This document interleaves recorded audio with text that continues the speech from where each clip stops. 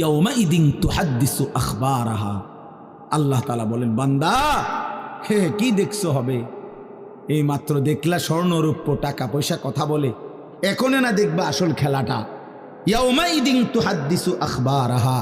আল্লাহ বলেন এখন দেখবা সরাসরি এই হাসরের মাঠে তোমার সামনে তোমার পায়ের নিচের জমিন তোমার পুরা জিন্দেগির কথা, তোমার যত তথ্য ভালো কিংবা মন্দ, নেক কিংবা গুনাহ, তোমার সমস্ত কিছু রাতের কিংবা দিনের, একাকী কিংবা প্রকাশ্যের, গোপন কিংবা আড়ালের, আল্লাহর কসম জমিন সবটা এখন তোমার সামনে বলে দিবে।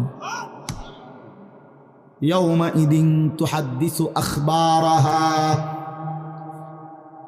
রব্বুল আলামিন বলেন জমিন সবটা কথা বলে দিবে, ভালোটাও মন্দটাও, আলোটাও অন্ধকারটাও, একাকীও অন্ধকারেও, প্রকাশ্যেও সবার মাঝেও সব বলে দিবে। রাতের চুরি বলে দিবে, রাতের তাহাজ্জুদটাও বলে দিবে, মদের আড্ডার কথাও বলে দিবে, জুয়ার আড্ডার কথাও বলে দিবে। সারা রাত যুবক উলঙ্গ ছবি দেখেছ, আল্লাহর কসম সেটাও বলবে।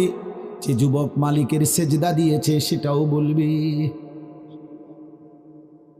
তাহাজ্জুদও শোনাবে, আবার সবার সাথে যে জামাতে নামাজ পড়েছে এটাও বলবে, সব কিছু বলে দিবে।